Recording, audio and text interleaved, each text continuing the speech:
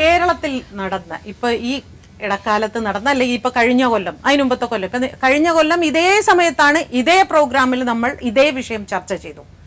എന്നിട്ട് വീണ്ടും നമ്മൾ ചർച്ച ചെയ്യുന്നത് അന്നത്തേക്കാൾ രൂക്ഷമായതുകൊണ്ടാണ്. അപ്പോഴെല്ലാം ഈ പട്ടികൾക്ക് വേണ്ടി ഏറ്റവും അധികം വാദിക്കാൻ ഇറങ്ങുന്നത് തമിഴ്നാട്ടിൽ നിന്നും നോർത്ത് ഇന്ത്യയിൽ നിന്നുമാണ്. എന്താണ് അതിന്റെ ഒരു ഇതൊക്കെ ഒരു റെസിപ്രോക്കൽ ആണെന്ന് എനിക്ക് തോന്നുന്നത്. ഇത് ഒരു ഇതിനകത്ത് ഡ്രഗ് മാഫിയ ഉണ്ട്. കാരണം 2800 കോടിയുടെ ആണെന്ന് തോന്നുന്നു ഈ റാബി ഈ മെഡിസിൻ. അത് നമുക്കിവിടെ തന്നെ ഇവിടുത്തെ ഗവൺമെന്റ് 12 കോടി രൂപ കൊടുക്കുന്നുണ്ട് ഈ ആൻറ്റി ഈ ഇതൊക്കെ കൊടുക്കാൻ. 12 കോടിയാണ് കൊടുക്കുന്നത്. അപ്പോൾ ഇത് അതുമായിട്ട് ബന്ധമുണ്ടോയെന്ന് ഞാൻ കൃത്യമായിട്ട് പറയുന്നില്ല. എങ്കിലും നമ്മുടെ നിയമത്തെ പറ്റിയുള്ള അജ്ഞത കൊണ്ടും നമ്മൾ നിയമനം വിശകലനം ചെയ്യുന്നത് പലരും താല്പര്യം കൊണ്ടും ജോലി ചെയ്യാൻ മടിച്ചിട്ടും ഇതുകൊണ്ടൊക്കെ തന്നെയാണ് ഇവിടെ ഇത് പെരുകുന്നത്. ഇതിന് നമ്മൾ വിചാരിക്കുന്ന മാനദണ്ഡമല്ല ഇത്. ഇതിനൊരു പരിഹാരം ഉണ്ടാകാൻ പോകുന്നില്ല. ഈ മാലിന്യമായിട്ട് ബന്ധപ്പെടുത്തുന്നത് അനാവശ്യമാണ്.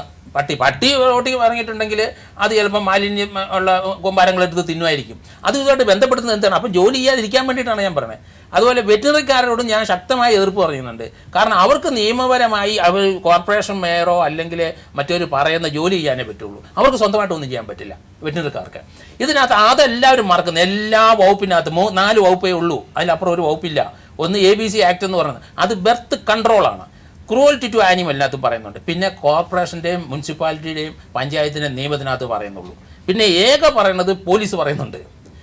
ഇപ്പം പുല്ലുവിളയിലെ സബ് ഇൻസ്പെക്ടർക്ക് ഒരു പരാതി നിങ്ങൾ കൊടുത്താൽ പൗരൻ്റെ ജീവനും സ്വത്തിനും സംരക്ഷണം കൊടുക്കേണ്ട. അപ്പം ജീവന് സംരക്ഷണം അത് അപകടമാണ് വരുന്നത്. അതന്നെയാണ് അവരുടെ ജീവന് ത്രെട്ടാണ്. അപ്പോൾ അയാൾ എന്ത് ചെയ്യണം? അവിടെയുള്ള ഡോഗിൻ്റെ മുഴുവൻ എടുത്തിട്ട് ഇതിനകത്ത് ഈ എല്ലാ നിയമത്തിനകത്തും പറയുന്നുണ്ട് ആൻറ്റികാപ്റ്റ് അല്ലെങ്കിൽ 3-4 കാലും കയ്യോ ഒടിഞ്ഞു കിടക്കുന്ന രോഗമുള്ളത്. ഇതൊക്കെ വെറ്റിനറി ഡോക്ടർക്ക് നോക്കി അപ്പം അറിയാം. അത് പിടിച്ച് പരിശോധിക്കേണ്ട ആവശ്യമില്ല. നമ്മൾ ഹോസ്പിറ്റലിൽ ഡയഗ്നൈസ് ചെയ്യുന്നത് എങ്ങനെയാണ്? ഒരാളെ കാണുമ്പോൾ ഡോക്ടർമാർ പറയും ഇന്ന് അതിൻ്റെ രോഗലക്ഷണമൊക്കെ നമുക്ക് കണ്ടാൽ അറിയാം. അപ്പോൾ അങ്ങനെയുള്ള പിന്നെ ഇവിടെ ചില ബ്ലഡൊക്കെ ഒലിപ്പിച്ച് നടക്കുന്ന രോഗങ്ങളുണ്ട്. അങ്ങനെയുള്ള പട്ടികൾ ഒരു 30-40% നമുക്ക് അന്നേരം തന്നെ വെടിവെച്ച് വേണേ കൊല്ലാം. ഡോക്ടർ അനീഷ്, ഇത് വിശ്വസിക്കുന്നുണ്ടോ ഇങ്ങനെ ഒരു ഡ്രഗ് മാഫിയ ഇതിൻ്റെ പിന്നിലുണ്ട്? അറിയില്ല, ഒരുപക്ഷെ ഉണ്ടാവാം. പക്ഷേ ഞാനിതിനെ കാണുന്നത്, ഒന്ന് നമ്മൾ കാര്യങ്ങൾ പറയുമ്പോൾ കാര്യങ്ങൾ നടക്കണം. വെറുതെ നമ്മളിവിടുന്ന് സംസാരിച്ചിട്ട് കാര്യമില്ലല്ലോ. ഇവിടെ വന്നിട്ട് കുറച്ച് ആൾക്കാർ ഇപ്പോൾ പട്ടിക്ക് വേണ്ടി കുറച്ച് ആൾക്കാർ സംസാരിക്കുന്നു, മനുഷ്യന് വേണ്ടി കുറച്ച് ആൾക്കാർ സംസാരിക്കുന്നു. അങ്ങനെയല്ല ഇത് കാര്യത്തിന് നമ്മളിപ്പോൾ ഇവിടെ വന്നിട്ട് പട്ടിയെ മുഴുവൻ പിടിക്കണം, വെടിവെച്ച് കൊല്ലണം എന്നൊക്കെ നമുക്ക് പറഞ്ഞിട്ട് പോകാൻ എളുപ്പമാണ്. പക്ഷേ നാട്ടിലത് നടക്കില്ല. നാട്ടിലുള്ളൊരു പ്രശ്നത്തിനെ നമുക്ക് നേരിടുമ്പോൾ നമ്മളതിനെ ക്രിയാത്മകമായിട്ട് ഇടപെടണം. എന്താണ് ചെയ്യാൻ പറ്റുക എന്നുള്ളത് സംസാരിച്ചിട്ടല്ലേ കാര്യമുള്ളൂ. അപ്പോൾ ഈ പറയുന്ന രീതിയിൽ അത്ര എളുപ്പമാണ് തദ്ദേശ സ്വയംഭരണ സ്ഥാപനങ്ങൾ. ഡോക്ടറോട് ഞാൻ ചോദിക്കട്ടെ, നിയമം എന്തായാലും നടപ്പിലാക്കാൻ കുറച്ച് വൈകും, അത് അത്ര പെട്ടെന്നൊന്നും നടപ്പിലാവില്ല. എന്താണ് വ്യക്തിപരമായിട്ട് നമ്മൾ ചെയ്യേണ്ടത്? നമുക്ക് വെളിയിറങ്ങാതിരിക്കാൻ പറ്റില്ല. സാധാരണ ഇപ്പൊ ഇവരെന്താണ് ചെയ്യേണ്ടത്? അതായത് ഇപ്പം നിലനിൽക്കുന്ന സാഹചര്യത്തിൽ മനുഷ്യനെ ഉപദ്രവിക്കുന്ന രീതിയിൽ നായകൾ പെരുകിയിരിക്കുന്ന സാഹചര്യത്തിൽ ഇപ്പോൾ അടിയന്തരമായിട്ട് നമുക്ക് 2 കാര്യങ്ങളെ ചെയ്യാൻ പറ്റുള്ളൂ. ഒന്നുകിൽ ഇതിനെ എത്രയും പെട്ടെന്ന് പിടിച്ചങ്ങോട്ടേലും മാറ്റുക, അപ്പൊ സാറ് പറഞ്ഞതുപോലെ. രണ്ടാമത്തെ കാര്യം എന്ന് പറയുന്നത് അതിനെ കൊല്ലുക എന്നുള്ളതാണ്. പക്ഷെ കൊല്ലുക എന്ന് പറയുന്നത് ഇപ്പം നമ്മൾ ചെയ്തു കഴിഞ്ഞാൽ, പ്രത്യേകിച്ചും മേനകാ ഗാന്ധി അതുപോലെയുള്ള ആൾക്കാരെല്ലാം ഇതിനകത്ത് വളരെ അവെയറായിട്ട് നിൽക്കുന്ന സമയത്ത് ഇത് മൊത്തത്തിലുള്ള നമ്മുടെ പ്രോഗ്രാമിന് തിരിച്ചടിയായിട്ട് മാറാനാണ് സാധ്യത. കാരണം ഡോക്ടർ അതെ, പട്ടിയുടെ വിഷയം പറയുമ്പോൾ നമ്മൾ ആദ്യം മേനകാ ഗാന്ധിയെ കുറിച്ചാണ് നമ്മൾ സംസാരിക്കുന്നത്. എല്ലാവർക്കും ഇതിൽ എന്തെങ്കിലും സംഭവിക്കുമോ എന്നൊരു ഭയം മാത്രമാണ്. എന്താണ് സംഭവിക്കുക എന്നുള്ളത് നേരത്തെ പറഞ്ഞ മാതിരി അവർക്ക് ആർക്കും അറിയില്ല. നമുക്ക് ഇപ്പം ഉദാഹരണത്തിന് പട്ടിയെ കൊല്ലാൻ സംസ്ഥാന ഗവൺമെന്റോ തദ്ദേശ സ്വയംഭരണ സ്ഥാപനങ്ങളോ ഇപ്പോൾ തീരുമാനിച്ചാൽ, പ്രത്യേകിച്ചും കേന്ദ്രത്തിൽ നിന്നോ അല്ലെങ്കിൽ സുപ്രീം കോടതിയിൽ നിന്നോ അതിനൊരു സ്റ്റേയോ കാര്യങ്ങളോ വരാനുള്ള സാധ്യത വളരെ കൂടുതലാണ്. മനസ്സിലായില്ലേ? അപ്പോൾ നമ്മൾ ഈ രീതിയിൽ ഇപ്പോൾ മൂവി ചെയ്യുന്നതിനേക്കാളും നല്ലത് ഈ പറഞ്ഞതുപോലെ പട്ടിയെ എങ്ങനെ ഏതെങ്കിലും രീതിയിൽ മാറ്റാൻ വേണ്ടി നമുക്കിപ്പോൾ ചെയ്യാൻ പറ്റുള്ളൂ. കൊല്ലുന്നതിന് ഞാൻ എഗൻസ്റ്റ് അല്ല, കാരണം ഒരു പരിധി വരെ ഇതിനെ കൊന്നു തന്നെ തീർക്കണം. പക്ഷെ നമ്മൾ ഇപ്പം നിയമം പാലിക്കുന്ന, ഇപ്പോൾ ഉദാഹരണത്തിന് ഇപ്പം കൊന്നു കഴിഞ്ഞാൽ എത്ര 50 രൂപ പിഴയേ ഉള്ളൂ. അങ്ങനെ വളരെ സീരിയസ് ആയിട്ടുള്ള പല ഒഫൻസുകൾക്ക് നമ്മുടെ നാട്ടിൽ 50 രൂപ പിഴയേ ഉള്ളൂ. ഓരോരുത്തരും നിയമത്തിനെ വ്യാഖ്യാനിക്കാൻ തുടങ്ങിക്കഴിഞ്ഞാൽ നിലനിൽക്കുന്ന നിയമത്തിനെ അതിനെ നമ്മൾ കരുതിക്കൊണ്ട് മാത്രമേ മുന്നോട്ട് പോകാൻ പാടുള്ളൂ. അല്ല, ജോസ് മാവേലി ഒരു പട്ടിയെ കൊന്നു, പോലീസ് കേസെടുത്തു, അയാളെ അറസ്റ്റ് ചെയ്തു, അന്നേരം തന്നെ ജാമ്യത്തിൽ വിട്ടു. 50 രൂപയാണ് കോടതി പിഴ. അതുകൊണ്ട് ജോസ് മാവേലിയും ചിറ്റിലപ്പള്ളിയും അവരെല്ലാവരും പറയണം, അവർ ഡോക്ടർ ജോസ് പെരിയപുറം ഇവരെല്ലാവരും പറയണം, നിങ്ങൾ കൊന്നോളൂ, 50 രൂപ ഞങ്ങൾ തന്നോളാം. അതാണ് പറയുന്നത്. ഇത് പൊതുജനങ്ങൾ നിയമം കയ്യിലെടുക്കുമ്പോൾ പല പ്രശ്നം ഉണ്ടാവും. അതുകൊണ്ട് ഇതിനൊരു പരിഹാരം കേരളത്തിൽ ഉണ്ടാകാൻ പോകുന്നില്ല. അത് ഇങ്ങനെ പറഞ്ഞ് സംസാരിച്ചുകൊണ്ടിരിക്കാന്നുള്ളൂ. അധികാരമുള്ളവർ അത് ചെയ്യുന്നില്ല. ഈ മോശമായി നടക്കുന്ന ഏറ്റവും ഇങ്ങനെ മുണ്ടി നടക്കുന്ന ആ പട്ടിയെ കൊല്ലാത്തത് എന്താ കോർപ്പറേഷൻകാരും പഞ്ചായത്തുകാരും? അതെന്താ ചെയ്യാത്തത്? അങ്ങ് ചെയ്താൽ ഒരു 30-40% പട്ടി ചത്തുപോക്കുള്ളൂ. ലതാ മാം, നമ്മൾ ഈ ചോദിക്കുന്നതെല്ലാം ജനങ്ങളുടെ വികാരം അനുസരിച്ച്, ഒന്നും അങ്ങനെ വ്യക്തിപരമായിട്ട് എടുക്കരുത്. എന്നാലും ചോദിക്കുക. ഇപ്പോൾ ഈ പീപ്പിൾ ഫോർ അനിമൽ ഫോറം, അതിൽ പ്രവർത്തിക്കുന്ന ആർക്കും ഇത്തരം അനുഭവങ്ങൾ ഉണ്ടായിട്ടുണ്ടാവില്ല. ഉണ്ടായിട്ടുണ്ട്. എന്നെ തന്നെ 10-15 പ്രാവശ്യം പല ജീവികളും കടിച്ചിട്ടുള്ളതാണ്. പട്ടി കടിച്ചിട്ടുണ്ട്, വവ്വാല് കടിച്ചിട്ടുണ്ട്. ഇതെല്ലാം ഞാൻ അതിനോട് ബന്ധപ്പെട്ട് പ്രവർത്തിക്കുന്നത് കൊണ്ട് ഇങ്ങനെ ഒരു വല്ലാത്തൊരു മൃഗീയമായ രീതിയിൽ ഒരു അറ്റാക്ക് വന്നാൽ എന്ത് ചെയ്യും? നമ്മൾ പറയുന്നത്, നമ്മളിപ്പോ ഒരു ആ കുഞ്ഞിന്റെ ചുണ്ട് കടിച്ചു പറിക്കുന്നു, എത്ര പണം ഈ ഭാഗത്തൊക്കെ കടിച്ചു അങ്ങനെ ഒരു അവസ്ഥയില് ഒരു അമ്മയാണെങ്കിൽ ഒരു അച്ഛനാണെങ്കിൽ അവർക്ക് എന്താ തോന്നുക? അത് നമുക്ക് അപ്പൊ നമ്മൾ ആർഗ്യൂ ചെയ്തിട്ട് കാര്യമില്ല. ആർഗ്യൂ അല്ല ചെയ്യുന്നത് മാഡം. പക്ഷെ ഇതിന്റെ യഥാർത്ഥത്തിലുള്ള കാരണങ്ങളാണ് ഞാൻ പറഞ്ഞത്. പിന്നെ നിങ്ങൾക്ക് എന്തിനെ വേണമെങ്കിലും കൊല്ലാം. കൊന്നു കഴിഞ്ഞാൽ ഈ പ്രശ്നം തീരുമെന്ന് എനിക്ക് തോന്നുന്നില്ല, ആർക്കും തോന്നുന്നില്ല. ഇതിനെക്കുറിച്ച് ആലോചിച്ചിട്ടുള്ളവരും, ഞാനൊരു 20 കൊല്ലമായിട്ട് ഗ്രാസ് റൂട്ട് ലെവലിൽ ഈ ആനിമൽസിനെ ഹാൻഡിൽ ചെയ്തിട്ടുള്ള ആളാണ്. അതുകൊണ്ടാണ് ഞാൻ പറയുന്നത്, ഞാൻ ഇതുവരെ ഒരു 2-3 പേ ഉള്ള നായ്ക്കളെ മാത്രമേ കണ്ടിട്ടുള്ളൂ, ഇത്രയും ഞാൻ ഹാൻഡിൽ ചെയ്തതിൽ വെച്ചിട്ട്. അതിൽ തന്നെ ഒരുപാട് പ്രാവശ്യം എനിക്ക് കടി കൊണ്ടിട്ടുണ്ട്. അതിൽ ഒരു പ്രാവശ്യം മാത്രമേ ഞാൻ ഫുൾ വാക്സിനേഷൻ എടുത്തിട്ടുള്ളൂ. അത് എനിക്ക് അത്രയ്ക്കും അതിന്റെ രീതികളും കാര്യങ്ങളും അറിയാവുന്നത് കൊണ്ട് എനിക്കറിയാം എന്തിനാണ് വാക്സിനേഷൻ എടുക്കേണ്ടതെന്നും എന്തിനാണ് വാക്സിനേഷൻ എടുക്കേണ്ടാത്തതും. പിന്നെ വേറൊരു കാര്യം ഞാൻ പറയാം. ഇവിടെ ഇപ്പൊ ഇത്രയും 1 ലക്ഷം കടി റിപ്പോർട്ട് ചെയ്തു എന്നൊക്കെ പറയുന്നത്, ഈ റിപ്പോർട്ട് ചെയ്യുന്നത് എന്താണ്? ഇതിൽ നായകടി അല്ലെങ്കിൽ തെരുവ് നായകടി മാത്രമാണോ ഈ റിപ്പോർട്ട് ചെയ്യപ്പെടുന്നത്? ഈ സ്റ്റാറ്റിസ്റ്റിക്സ് എവിടെ നിന്നാണ് നമുക്ക് കിട്ടുന്നത്? സ്റ്റാറ്റിസ്റ്റിക്സ് നമുക്ക് ഓരോ ഹോസ്പിറ്റലുകളിലെ OP നിന്നാണ് നമുക്ക് കിട്ടുന്നത്. ആ OP ചെല്ലുമ്പോൾ ഞാൻ പോയപ്പോഴും ഉള്ള അനുഭവമാണ്, നമുക്ക് നോക്കിയാൽ അറിയാം. ഈ ഡോഗ് ബൈറ്റ് എന്ന് മാത്രമേ എഴുതാറുള്ളൂ. സ്ട്രേ ഡോഗ് ബൈറ്റ് ആണോ ഡൊമസ്റ്റിക് ഡോഗ് ആണോ എന്നൊന്നും എഴുതാറില്ല. അത് മാത്രമല്ല, നമ്മൾ എന്ത് കടിച്ചു ചെന്നാലും ഡോഗ് ബൈറ്റ് എന്ന് മാത്രമേ എഴുതുള്ളൂ. എന്തായാലും ഡൊമസ്റ്റിക് ഡോഗ് ആണ്.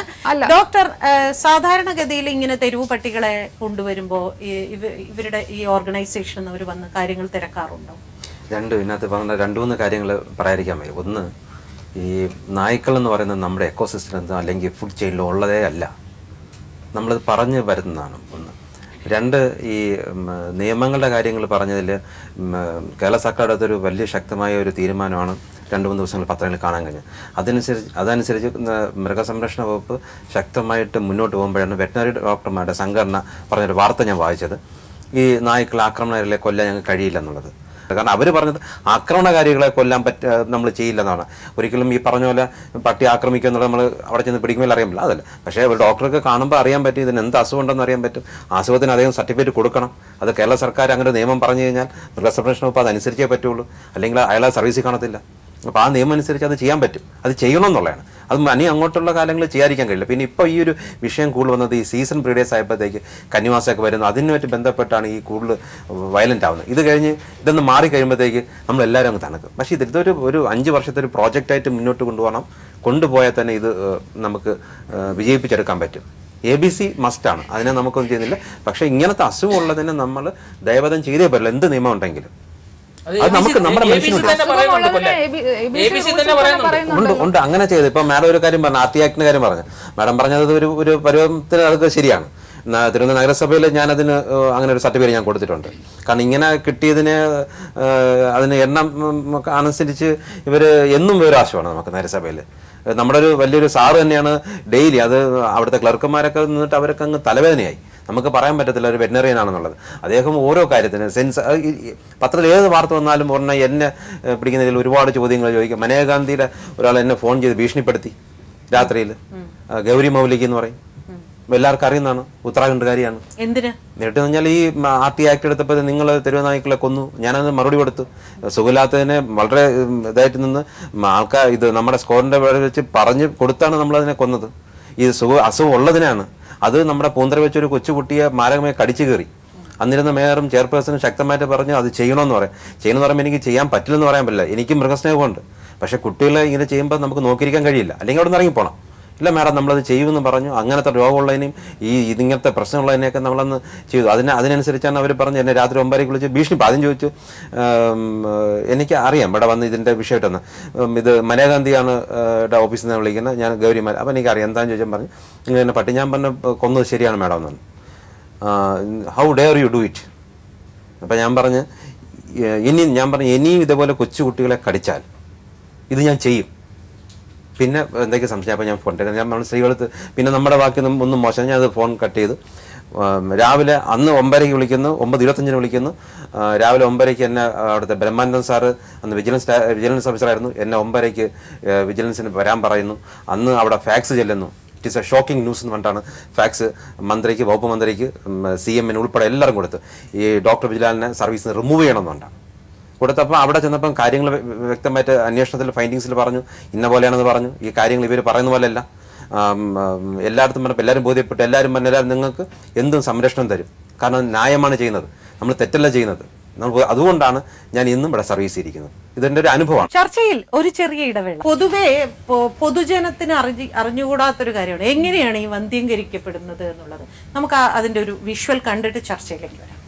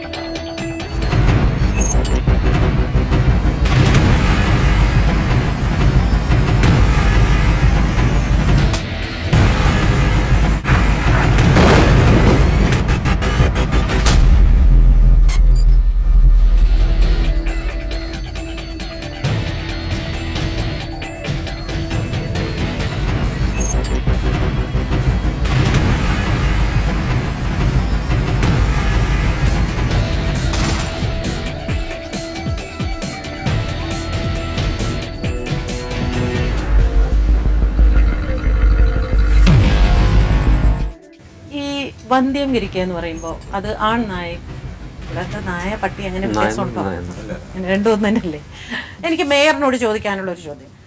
പണ്ടൊക്കെ ഒരു 10-20 കൊല്ലം മുമ്പ് വരെ ഉണ്ടായിരുന്നു ഈ പട്ടി പിടിക്കുന്ന വണ്ടി വരും. അന്ന് ഇത്രയേറെ പട്ടികൾ ഇല്ലായിരുന്നു. ശരിയാണ്, ഇപ്പൊ കുറച്ച് വേസ്റ്റ് കൂടിയിട്ടുണ്ട് എന്നുള്ളത് ഒരു വലിയൊരു പരമാർത്ഥമാണ്. പക്ഷെ എങ്കിലും ഈ വണ്ടി കാണുമ്പോൾ തന്നെ ഈ പട്ടികൾ ഒരു ഓട്ടം ഓടണം. ഇതിനെ എവിടുന്നോ ദൂരെ നിന്ന് തന്നെ ഇതിന്റെ മണം കിട്ടി ഇത് ഓടണ ഒരു ഓട്ടമുണ്ട്.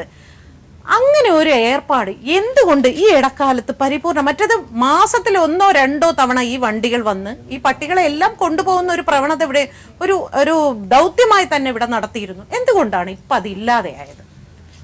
അത് നിരന്തരമായി ചെയ്തുകൊണ്ടിരിക്കുന്ന ഒരു കാര്യമാണ്. നമുക്ക് ഡോഗ് സ്ക്വാഡും നിലവിലുമുണ്ട്. ഞാനൊക്കെ കണ്ട് വർഷം പോയി.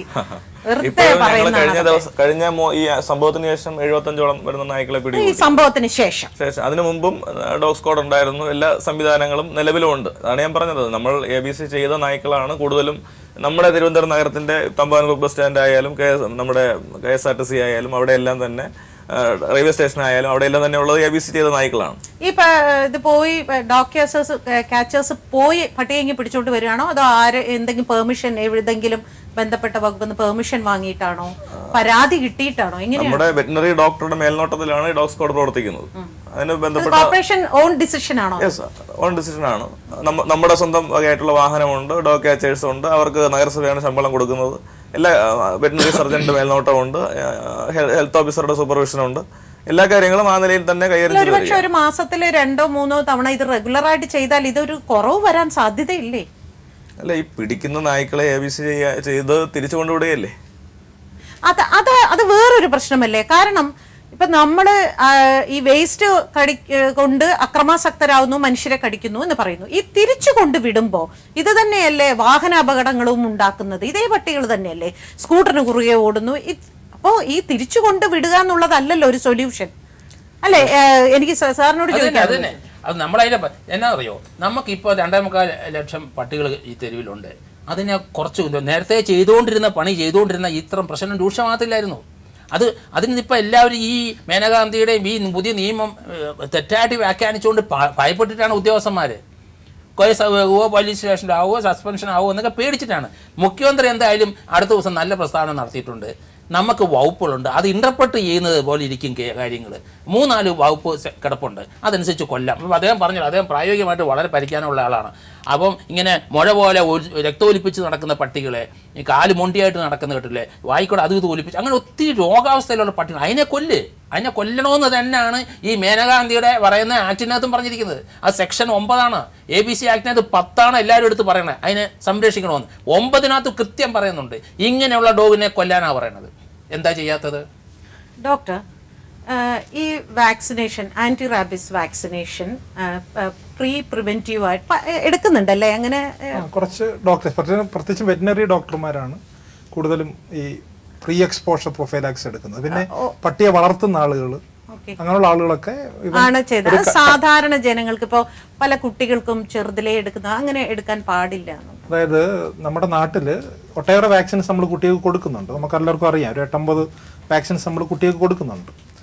അതേസമയം തന്നെ കൊടുക്കണം എന്ന് ഗവൺമെൻറ് നിർദ്ദേശിക്കുന്ന ഒട്ടേറെ വാക്സിൻസിൻ്റെ ഒരു ലിസ്റ്റ് വേറെയുണ്ട്.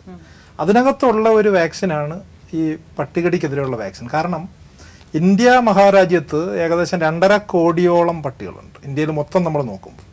ഇപ്പോൾ രാജ്യമെമ്പാടും നോക്കുമ്പോൾ അത് മാത്രമല്ല, ഒരു വർഷം ഒരു 50,000-ഓളം ആളുകൾക്കാണ് പേവിഷബാധ ഉണ്ടാകുന്നത് ലോകമെമ്പാടും. അതിൽ തന്നെ ഒരു പകുതിയിൽ താഴെ, ഒരു 1/3 ആളുകളിൽ കൂടുതൽ ഇന്ത്യയിൽ തന്നെയാണ്.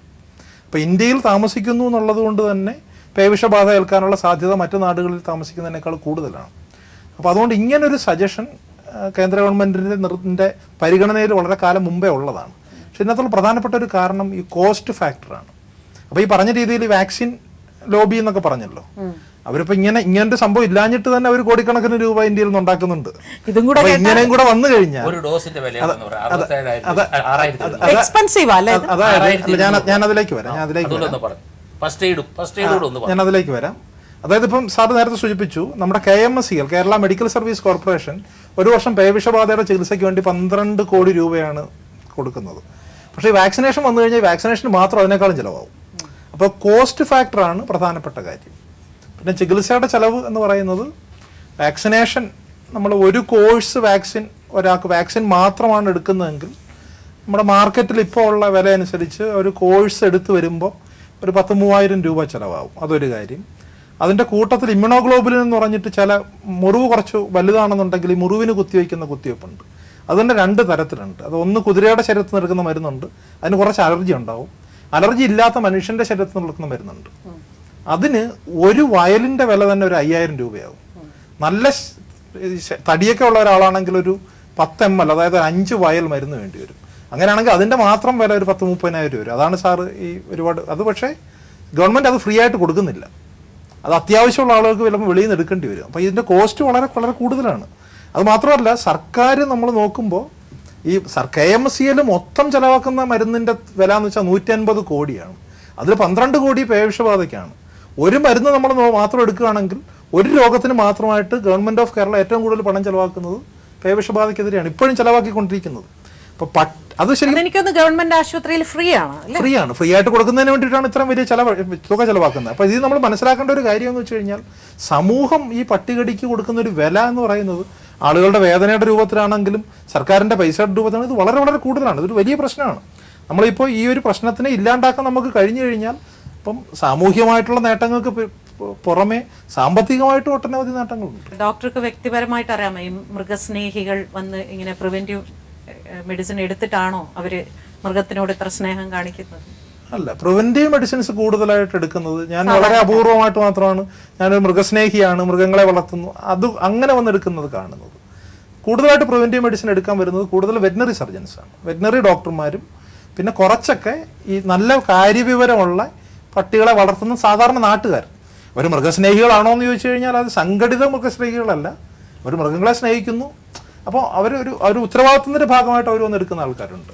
എങ്കിലും കൂടുതലും ഞങ്ങൾ കാണുന്ന ഒരു 90% കടി കിട്ടിയ ആൾക്കാരാണ് കുത്തിവയ്പ്പ് എടുക്കുന്നത്. അല്ലാതെ കടി കിട്ടാൻ സാധ്യതയുണ്ടെന്നുള്ളത് കൊണ്ടോ മൃഗത്തെ വളർത്താൻ പോകുന്നു എന്നുള്ളത് കൊണ്ടോ ഒക്കെ എടുക്കുന്ന ആൾക്കാർ കുറവാണ്. ഒരു ബ്രേക്കിന് ശേഷം നമുക്ക് തിരികെ എത്താം ചർച്ചയിലേക്ക്. തെരുവുനായ വിഷയത്തിൽ പ്രമുഖർ പ്രതികരിച്ചു. ഒരു സ്ത്രീയെ ഒരു വീട്ടമ്മയെ ആക്രമിച്ച് കൊലപ്പെടുത്തി അതിനെ ഇഞ്ചിഞ്ചായി കടിച്ച് കീറി തിന്നിട്ട് പോലും നമ്മുടെ ഒരു മന്ത്രി ഇങ്ങനെ പ്രതികരിച്ചത് വളരെ മോശമായി പോയി. പ്രധാന കാരണം ഈ മന്ത്രി ആരാന്നും കൂടി ആലോചിക്കണം. ഇവര് വിമൺ ആൻഡ് ചൈൽഡ് വെൽഫെയർ മന്ത്രിയാണെന്നും കൂടി ആലോചിക്കണം. അതാണ് അതിൻ്റെ ഗൗരവം. അവർ ഇന്ന് മറ്റേ ആനിമൽസിന്റെ മന്ത്രിയല്ല, വിമൺ ആൻഡ് ചൈൽഡിന്റെ മന്ത്രിയാണ്. അപ്പൊ അതുകൊണ്ട് തീർച്ചയായിട്ടും ഇത് അപലപനീയമാണ്. ഇതിനെതിരായിട്ടൊരു നടപടിയെടുക്കണം. സോഷ്യൽ മീഡിയ ഈ വിഷയം വളരെ ഗൗരവമായി കണ്ടു.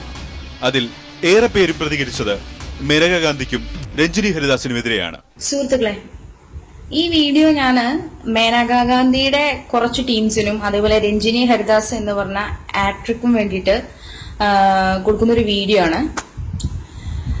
രഞ്ജിനി മാഡം, എനിക്കൊന്ന് ചോദിക്കാനുണ്ട്.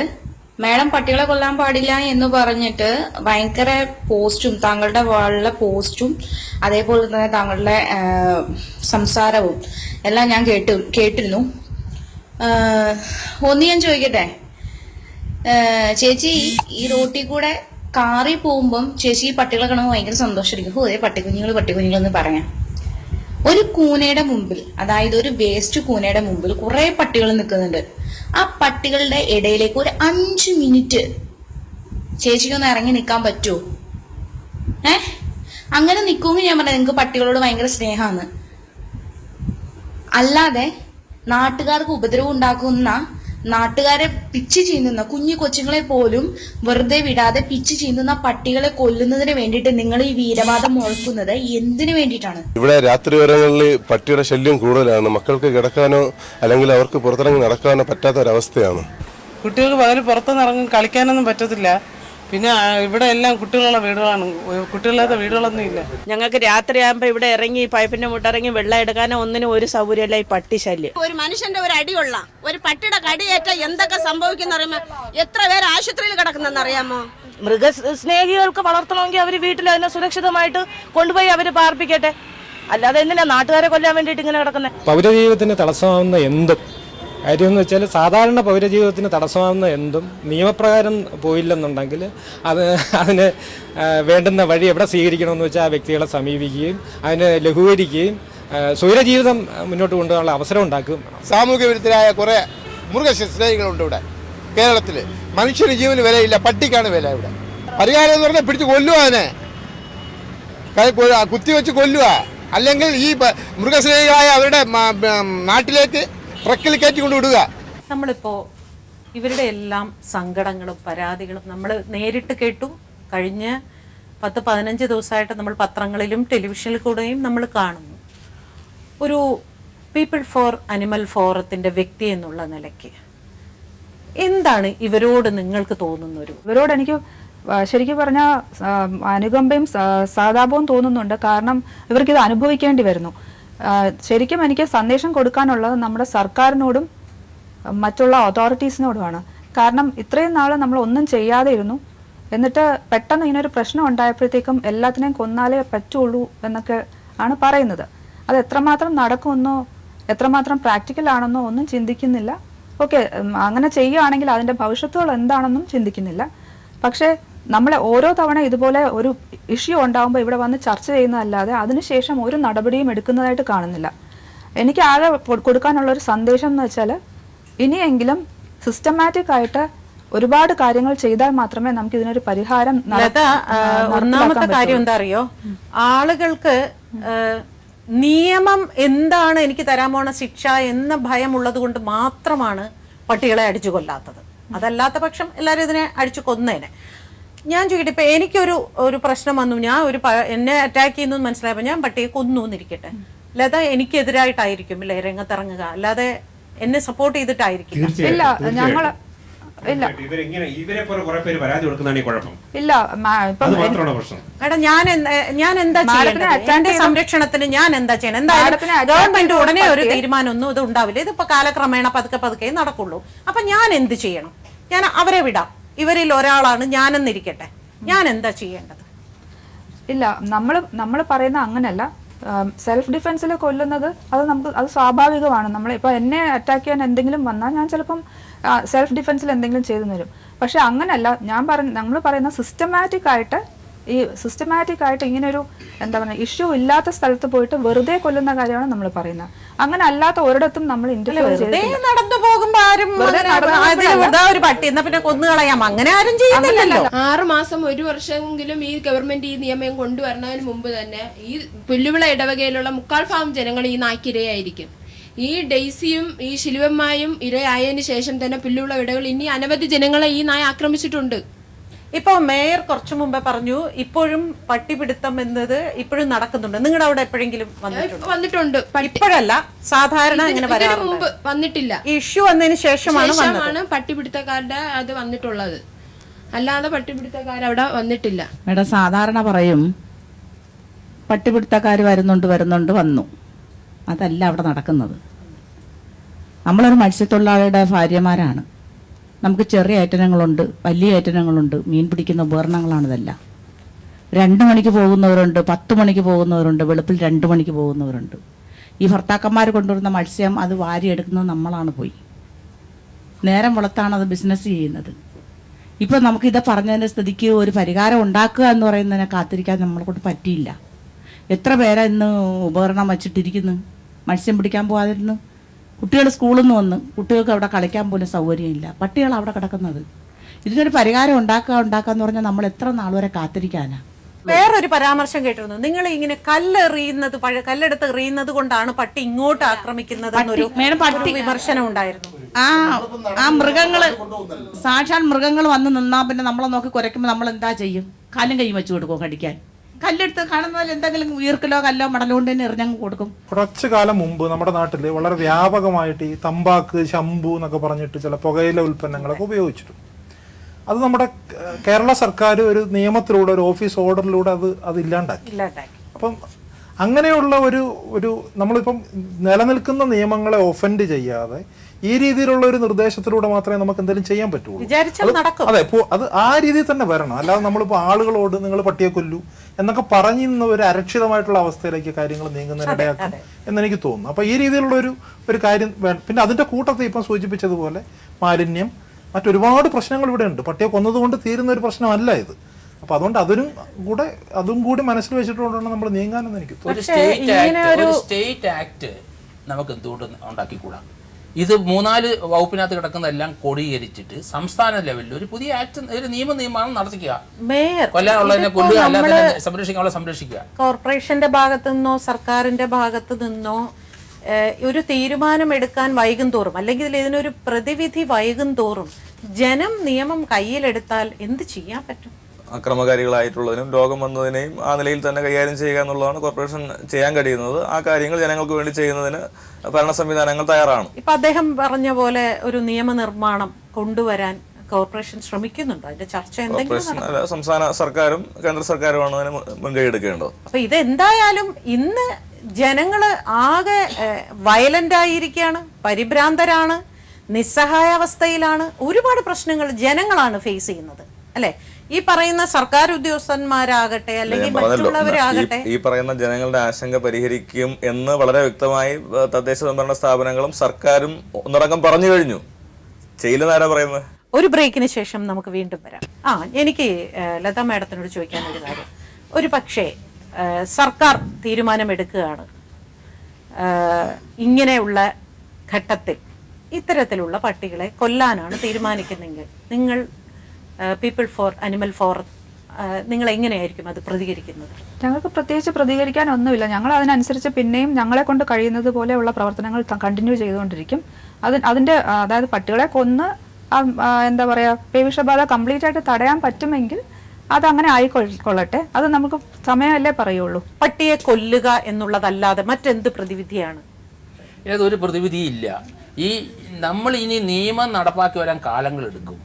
അപ്പോൾ അത് നമുക്ക് ഇമ്മീഡിയറ്റ് ആയിട്ട് ചെയ്യാൻ, പട്ടിയെ കൊല്ലാനുള്ള വകുപ്പ് അതിനകത്ത് തന്നെ പല കാര്യങ്ങളും, ആ ഗ്രൗണ്ടിലുള്ളതിനെ കൊന്നെടുക്കുക എത്രയും പെട്ടെന്ന്. അതുപോലെ ഇതുപോലെയുള്ള പട്ടിസ്നേഹികളായ മൃഗസ്നേഹികളായ ഓർഗനൈസേഷൻ കേരളത്തിലുള്ളതിനെ ഐഡൻറ്റിഫൈ ചെയ്യണം.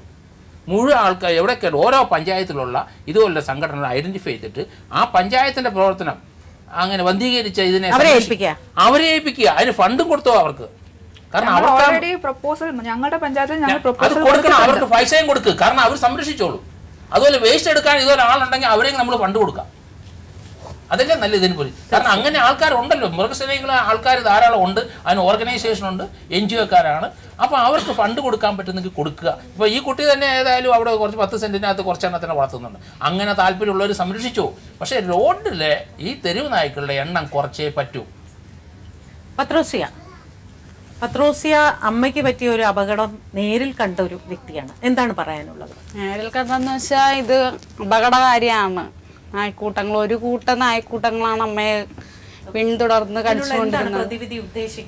നശിപ്പിക്കുക മൊത്തത്തില്. കരിങ്കുളം പട്ടികളെ വേണ്ടേ? വേണ്ട. കരിങ്കുളം പഞ്ചായത്തും വേണ്ട, കോട്ടുകാൽ പഞ്ചായത്തും വേണ്ട, നമ്മൾ അറിയാന്നുള്ള മൊത്തത്തില് വേണ്ട. തെരുവ് നായ്ക്കളെ വേണ്ട, മൊത്തത്തില് വേണ്ട.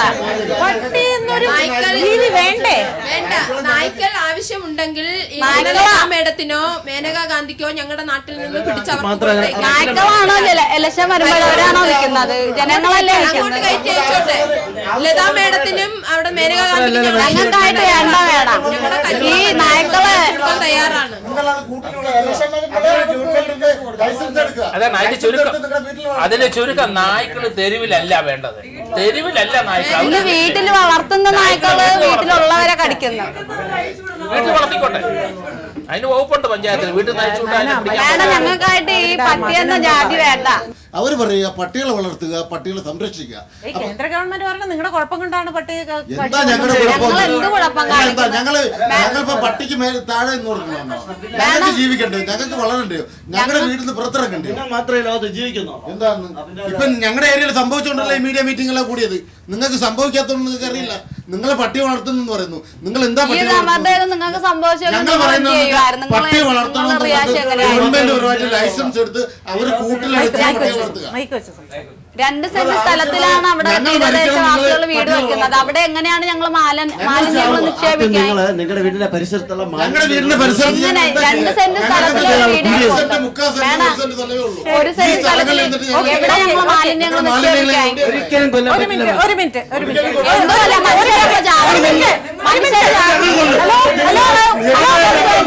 മനുഷ്യർക്ക് വേണ്ടി 5 ലക്ഷമോ 2 ലക്ഷമോ കൊടുത്ത് അവരെ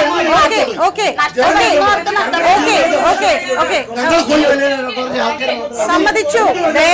ഈ പറയുന്ന ഈ പേരെന്താണെന്ന് അറിയത്തില്ല, എന്നാലും പറയുകയാണ് 6 മണി മുതൽ ഒരു 10 മണി വരെ ഒരു ദിവസം ഞങ്ങളുടെ ആ പുല്ലുവിള ബീച്ച് കടപ്പുറത്ത് വന്നിരുന്ന് ഞങ്ങളൊന്ന് ഒറ്റയ്ക്ക് ഒന്നിരുന്നു. ഏത് മാലിന്യം കൊണ്ടുപോയാണ് നിങ്ങളെ മാലിന്യമൊന്നുമില്ലാതെ ആ ബീച്ചിൽ മാലിന്യങ്ങളൊന്നുമില്ലാതെ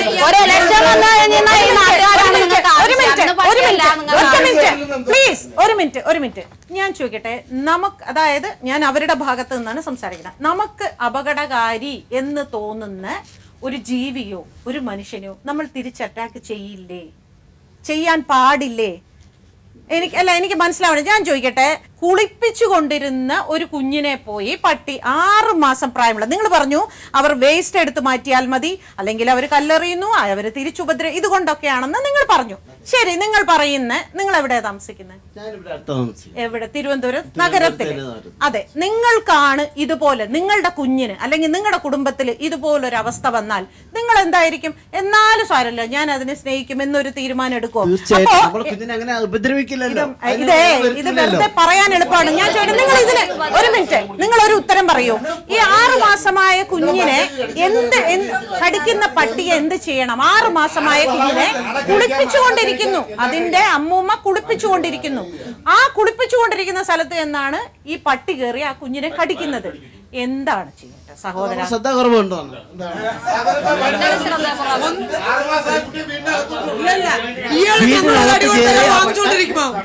ഞങ്ങളൊരു അടി കൊടുത്ത അയാൾ വാങ്ങിച്ചോണ്ടിരിക്കുമ്പോ തിരിച്ചടിക്കാതെ. ശരി ശരി ശരി, നിങ്ങൾ നടന്നു പോകുന്നു, നിങ്ങളെ ഒരു പട്ടി കടിച്ചു, നിങ്ങൾ എന്ത് ചെയ്യും? പട്ടി കടിക്കില്ല. അല്ല, അതെന്താ? നിങ്ങൾ മനുഷ്യനല്ലേ? നിങ്ങൾ മൃഗമാണോ? ഒരു മൃഗത്തെ കടിക്കില്ലായിരിക്കാം. ഞാൻ അതിനെ ഉപദ്രവിച്ചെങ്കിൽ അതാണ് ഞാൻ ചോദിക്കുന്നത്. ഈ 6 മാസമായ കുഞ്ഞ് പട്ടിയെ എന്റെ സഹോദര, ഈ 6 മാസമായ കുഞ്ഞ് ആ പട്ടിയെ ഉപദ്രവിച്ചോ? ഈ 6 മാസമായ കുഞ്ഞ് മുത്തശ്ശി കുളിപ്പിച്ചുകൊണ്ടിരിക്കുമ്പോൾ ആ കുട്ടിയെ ആ പട്ടി കടിക്കുന്നെങ്കിൽ ആ കുട്ടി പട്ടിയെ ഉപദ്രവിച്ചിട്ടാണോ? ശരി, അത് ശരി, സമ്മതിച്ചു. നിങ്ങൾ നടന്നു പോകുമ്പോ നിങ്ങളെ പട്ടി കടിച്ചാലോ?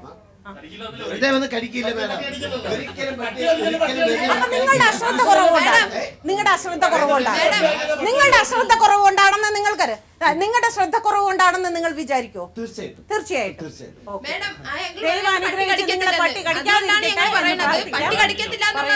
പട്ടി ഒരിക്കലും പട്ടികൾ കടിക്കത്തില്ല തന്നെ. പക്ഷേ ആ അങ്കിളിന് സമ്മതമാണെങ്കിൽ ആ അങ്കിൾ ഈ പുല്ലുവിള ബീച്ച് കടപ്പുറത്ത് വന്ന്, അതാണ് ഞങ്ങൾ പറയുന്നത്, 1 മണിക്കൂർ നിക്കട്ടെ, ഒറ്റയ്ക്ക് നിക്കട്ടെ. എത്രയോ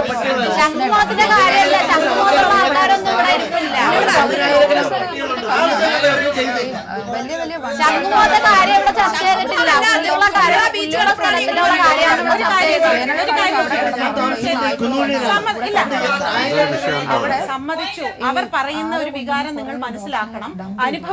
അനുഭവമാണ് ഒരു മനുഷ്യനെ ഈ അവസ്ഥയിലേക്ക് കൊണ്ടെത്തിക്കുന്നത്. അപ്പോ ഇല്ല, നിങ്ങൾ മനസ്സിലാക്കണം. നിങ്ങൾ ഒരു കാര്യം ചെയ്യൂ, ഒരു ചലഞ്ചിന് വേണ്ടി ഇന്ന് അവരോടൊപ്പം പോകുക.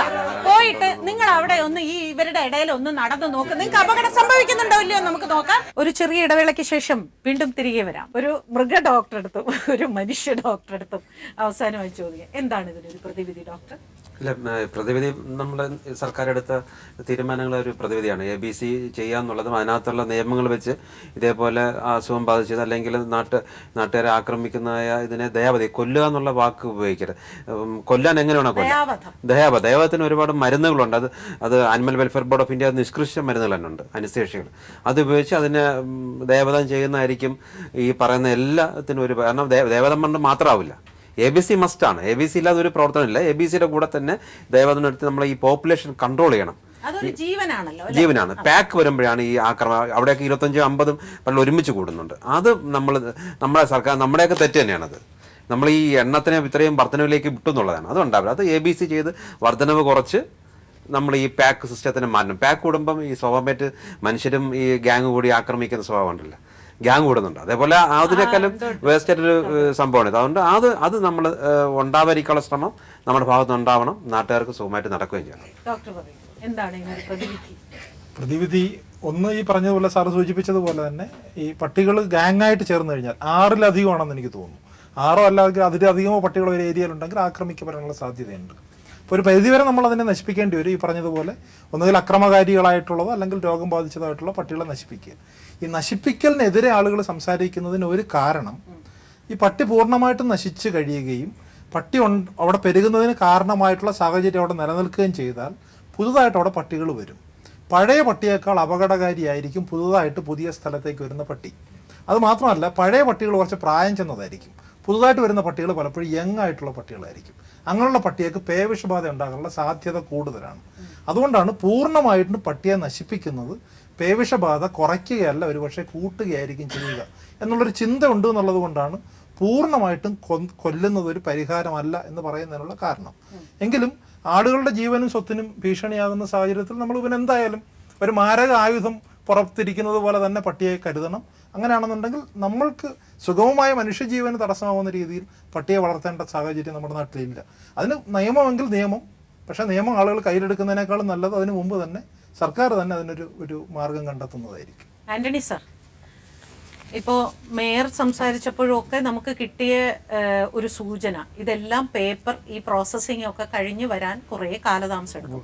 സാർ ഈ ദൗത്യത്തിൽ തന്നെ മുൻപോട്ട് പോകാനാണോ അതോ ഇത് എവിടെയെങ്കിലും ഇത് വിചാരിച്ചാൽ, അതായത് പഞ്ചായത്തുകളും നഗരസഭകളും സർക്കാരും ഒന്നിച്ചു ചേർന്ന് വിചാരിച്ചാൽ 1 വർഷത്തിനകം കേരളം ഈ തെരുവുനായ ശല്യത്തിൽ നിന്ന് വിമുക്തമാക്കാം എന്നാണ് എൻ്റെ വിചാരം.